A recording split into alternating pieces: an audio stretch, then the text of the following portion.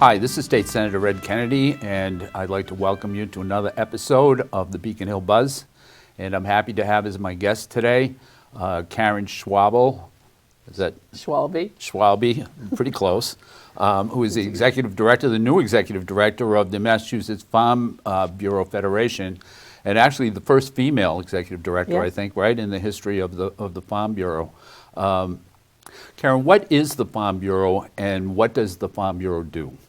Massachusetts Farm Bureau is an agricultural membership nonprofit. It's a grassroots organization that takes the concerns that farmers have, mostly to the county level through membership at the county, brings their concerns on issues that would affect farmers, and creates a grassroots initiative that goes up to the state level.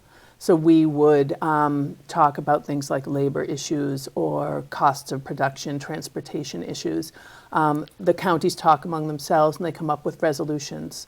Those resolutions are brought to the Massachusetts Farm Bureau Federation, and we put those into our work plan for the year. So we do the work with Beacon Hill, with local municipalities as well, to be able to create some equitable situations for farmers, more opportunities for farmers, maybe cutting into the cost of production. So, and then anything that is more federally related, we bring to the American Farm Bureau. So Okay. as there are county farm bureaus under Massachusetts Farm Bureau, there are state farm bureaus under American Farm Bureau. Could you tell us about your background and how you ended up in the position you're in right now? Yeah, so I have been working in agriculture locally for about the past 8 years, running a small nonprofit that supports farmers, promotes local food, does technical assistance and legislative work. And it's been in southeastern Massachusetts. I'm from the Cape, and I have a small farm there. And I realized what kind of support farmers needed. I mean, we live in a very diverse state where there are lots of customers, but also lots of things that farmers needed. So I worked at the local or the regional level at the Southeastern Massachusetts Agricultural Partnership, and it's called a buy local organization. And they exist across the state to support the farmers, to also do a lot of marketing, to connect farmers to markets, help with setting up farmers markets, or providing food access opportunities. So I spent 7 years there and had a really good run, and have always in that role been a Farm Bureau member. And when the opportunity came up to that the position was open as executive director, I decided to apply. I had talked with some previous Farm Bureau members, some of the counties that I'd already been involved with. And it's a bit of a different choice for the organization. It is I'm working from a partnership perspective. I do a lot of work with creating connections between organizations and working with everyone from a local agricultural commission to the Mass Food System Collaborative to other buy local organizations to create a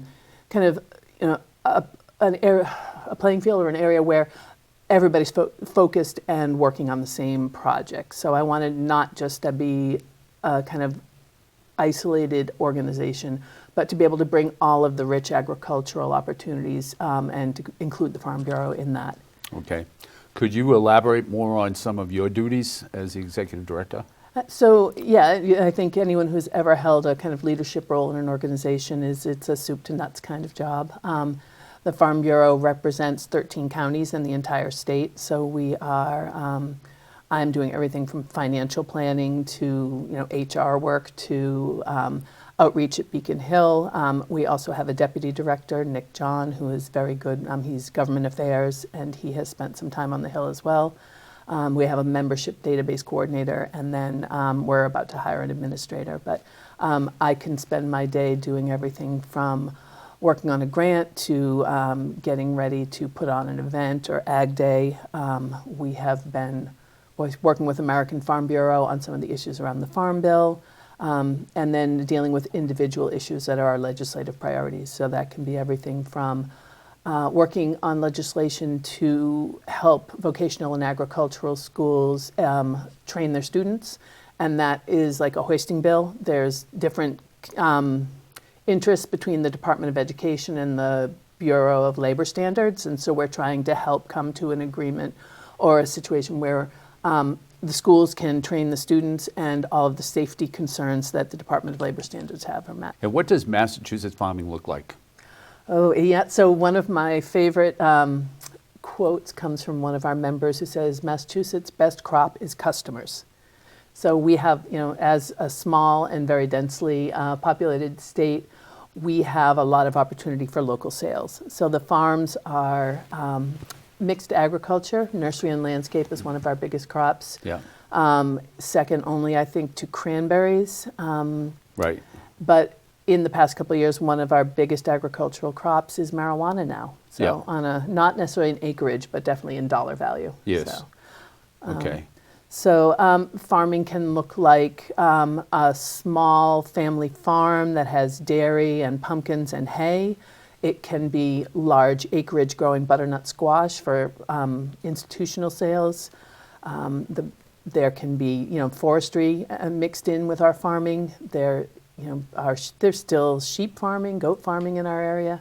And cranberries, of course, is a big one. Right. And in the Northeast and Southeast and the Cape, we have aquaculture as another aspect of farming in Massachusetts. What would be the other large crops that are grown in Massachusetts? Amazingly, we have nursery and landscape, bedding Yeah. crops. We have a lot of greenhouse operations, and that tends to, nursery, landscape, floriculture, and then the fruits and vegetables, and the USDA calls them specialty crops. But for us, they're, what you would expect a farm to look like. They're growing everything from, apples to zucchini. Right, okay. Offering them for sale either at a staffed or unstaffed farm stand. Okay. And how about support for farmers in Massachusetts? How is that? Support comes in a couple different ways. One of the things that Massachusetts has to deal with is overall cost of production.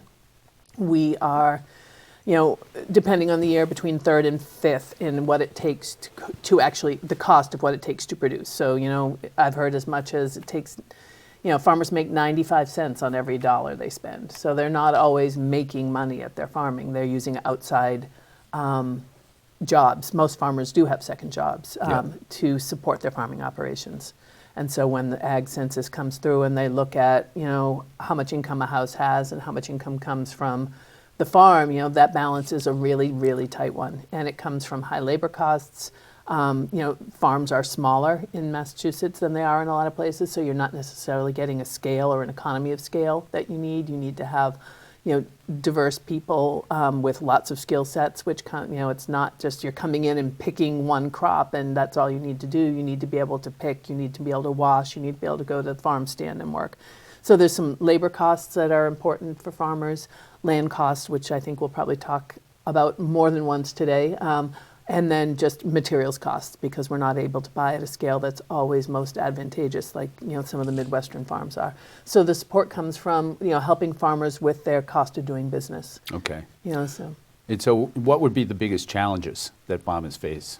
Back to labor and housing. Yep. I think we all know Massachusetts is going to have to find a balance between affordable housing and labor costs so that people can afford to stay and work in the community. I think we have, for the 300,000 or so jobs in Massachusetts, 144,000 people are looking. So, there's just not enough people to do all the work. So Right. labor will be an issue, and that becomes a national issue and ties into our farm bill and ties to a program that brings in foreign workers called H-2A. Okay. So, those challenges are big with labor. And then cost of land. I think we have a growing problem where, let me think about this for a sec, because the issue with cost of land has a lot of layers. One, farmers can't get into land. They can't buy into a farm. If, a 50-acre piece of property is several $1 million, it's really hard for a new farmer to get into the business. Right. And then you've got places where the land just isn't available at all. There isn't 50 acres. You've got to infill, and you've got a small farm here, and you've got to get your equipment to another farm there. And so there are challenges around just being able to find the land to do business.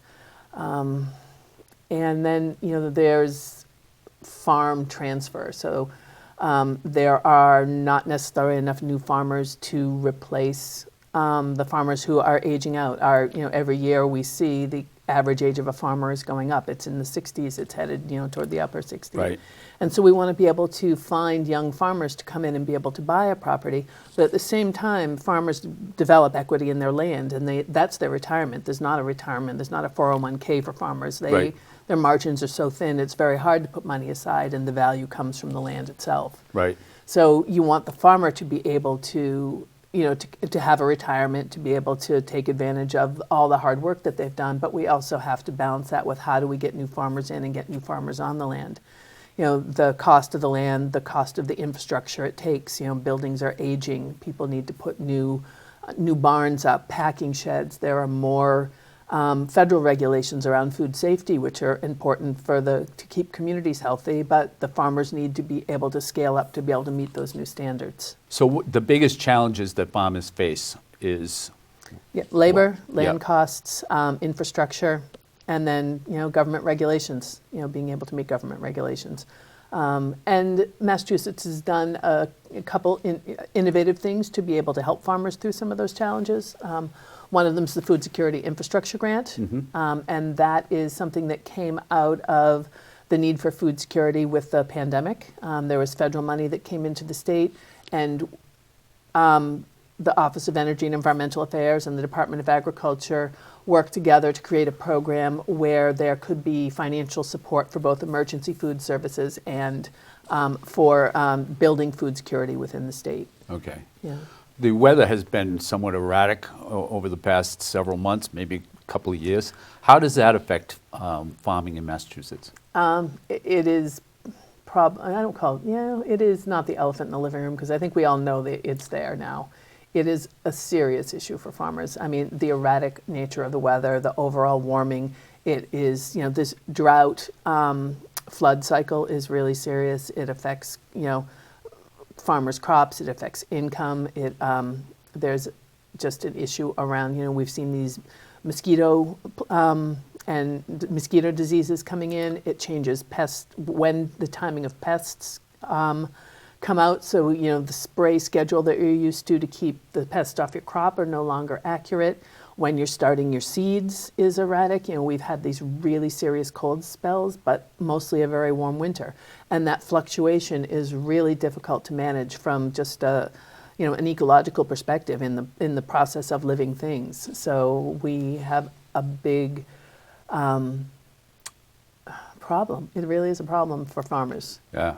What are some of the ways that we can preserve farmland in Massachusetts? So there is, last year there was a project called the Farmland Action Plan, and it was put out by the Department of Agriculture, and it is a serious look at the state of farmland and what it's going to take to preserve it and to maintain equitable access to farmland. We're hoping that will come out of the government, or it's actually in the Office of Energy and Environmental Affairs, and we hope the new secretary will release that. But there are, we have to look at more money toward preservation, whether or not that comes from the federal funding, from ALE, agricultural land easement. I think ALE, ASEP, there are many federal programs that we're implementing at the state level. Agricultural preservation restrictions, conservation restrictions that support agriculture. The town I live in, Falmouth, we actually had our land trust and the town buy a farm, preserve it to maintain it as farmland, and so we've taken the land costs out of the equation for the farmer. And now the farmer maintains the land and the buildings and their business, but the actual land costs are covered, and that will stay protected in perpetuity. What about the Farm Bill? How will the Farm Bill affect Massachusetts farmers? The Farm Bills sometimes feels very distant from us, but one of the biggest ways it supports farmers is through the H-2A program. So there are issues around how we're bringing foreign workers in, and there's a lot of red tape, and it's something we definitely need to monitor and keep track of, but we also can make it easier by making it like a multi-year. When you bring somebody in and you're bringing the same person in for 20 years, but you have to do the same paperwork every year, what about a 3 to 5 year paperwork? It relieves the burden on the state and or the federal government, gives some continuity to the people who are coming in to manage these crops, and also lightens the load on the farmers. So, the Farm Bill's a big one. There's the Waters of the U.S. Act, which is not the Farm Bill itself, but also a federal regulation that comes in. And we have very good wetland regulations here. But now to come in and put a federal overlay, it just gives a whole layer of uncertainty for farmers. So we're trying to work with the federal government on how the Waters of the U.S. Act, or how it's going to be applied. There's a lawsuit out right now that's going to probably go to the Supreme Court. We hope that they'll hear it to be able to talk about, just to have another set of wetlands regulations when we already have good ones within the state. Just gives, the farmers are going to have to go to a lawyer to understand whether or not they can farm their land. Okay. And so if there's any young potential farmers that are watching the show, how would you start farming if you were interested in doing that? How would one go about that? Yeah, so there's a lot of good opportunities out there. The first place probably to look is the Department of Agriculture, and they do have Exploring the Small Farm Dream. That's actually a course I took maybe 20 years ago to look at what farming might look like for our family business. And they will take you through kind of what you think you have, what your resources are, what your skill sets are, what your lending is, what if you want to get into farming, these are all the resources in the area that you can use. Okay. And then there are organizations like all of the buy local organizations in the state, and each region has one that has beginning farmer money that's come from the USDA, and they're offering workshops on things like finance planning for farmers, or how to do marketing. There is places like the Carrot Project that do work with kind of larger scale farmers, not the beginning scale, but in the 5 to 10 year, where you've kind of got your business model down and what's it take to get to the next step.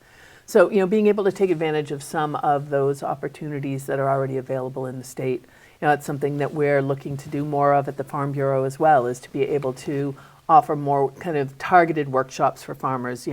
We have, lots of new farmers who are coming in who don't understand all the opportunities around farm plates and ag transportation. So to be able to bring someone in to talk about, this is where you might want a farm plate, this is what you can do without a farm plate. There are you can go a certain distance between two properties with an unregistered vehicle. And so being able to understand it has to be insured and it has to be registered, but you don't need necessarily have the plate, or not registered, it has to be insured, but you don't need to have a plate to go, a quarter mile down the road and things like that. Okay. So, I don't imagine that every farmer in Massachusetts belongs to the Farm Bureau Federation.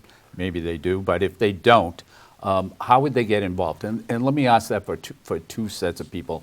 Farmers who don't belong to the Federation right now, how would they get involved? But also, is there a place for people that don't have a farm, but do have an interest in the farming industry? Yeah, so there are lots of good reasons, I would say. I mean, one of the reasons I came to the Farm Bureau is because of the opportunities it provides for farmers. There is the grassroots county work that is done. So if you have a concern in your individual municipality, you come to the Farm Bureau, and the Farm Bureau is going to help you solve that problem. You can, as a member, come into the state office and talk to us about, I need this, my town says I need this license, or my town says I don't, I'm not zoned to do that, but I think I am because I have protection under state law. So we help our members navigate difficult issues in their municipalities or with their boards of health.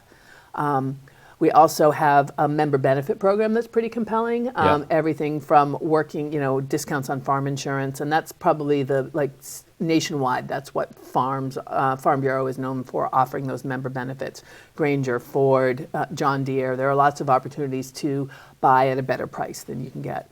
But also just, this community of farmers and being able to learn from other farmers. The county meetings are a place to actually do some networking. great opportunity to start getting involved is right now in our legislative season, and you'll probably have heard from your local legislator, your local Farm Bureau about the Farm Bureau legislative breakfasts. Yes. So that is actually in many cases open to non-members to come in and kind of see what Farm Bureau is doing. We do an annual meeting and usually a summer picnic where there are opportunities to meet with Farm Bureau and to understand and talk to people. You can always call the office and we're happy to talk to you in Marlborough about who your Farm Bureau, your local Farm Bureau people are and how to get involved. And then we're going to have a big opportunity to meet. Yes, well, that was my next question was Agriculture Day will be coming up at the State House. Can you talk about that? When's that going to be and what will that involve? And So Agricultural Day at the State House, we're really excited to bring it back after 3 years without because of COVID. We're so happy that the State House is open again and open for business and people are in the building. yes, so am I. Yeah, and so for many years we have offered a day at the State House where people who are farmers or love their farmers can come up and talk about issues that are important to them with their local legislators. So there's it's April 12th, and their speaking program starts at 10:30. We've invited the governor and the Secretary of Energy and Environmental Affairs. We've invited Secretary Hoffer, the climate secretary, and we'll hope they'll speak. But we're also going to be able to have introduced to the public our new Commissioner of Agriculture as of today. Yes. The Department of Agriculture has a new commissioner, Ashley Randall, Yes. who has spent the past 4 or more years as Assistant Commissioner of Agriculture. Yes. Wonderful to have the stability in the in that department. And someone who's really involved in agriculture. We've had great representation under the former administration from Commissioner John LeBeau, and sorry to see him leaving, but very happy with what we have, for the next 4 years. And so the Commissioner of Agriculture will be there, and then I think we talked earlier about Massachusetts finally and has created a joint committee on agriculture. So for many years, any of the agricultural bills were held under energy, natural resources, and agriculture. And now it's stepped up with its own committee, and we think that will bring more visibility around the farming issues. I agree. And I do think that the prior commissioner did a great job, but I also think that that Ashley Randall is a great choice. And I'm pretty excited about her taking over. So Yep, on that April should be 12th, good. you Yeah. get to see her, and it's open to the public day, it's open to farmers, speaking program, and then an open meeting group with commodity groups and buy local organizations in the Hall of Flags. Okay. Yeah. All right, well, listen, I think we covered just about everything, but thank you very much for coming on the show. I think it was very informative, and I know you came all the way from, I know that you live down on the Cape, but you also came all the way from Marlborough for this, which is a little bit of a ride, so, but I appreciate it. Thank you I very much. appreciate the invitation, thank you. Okay, and good luck with the new position. Thank you very much. Okay, take care. So that will do it. That's for this episode of Beacon Hill Buzz. Tune in next time. Thank you very much and have a great day.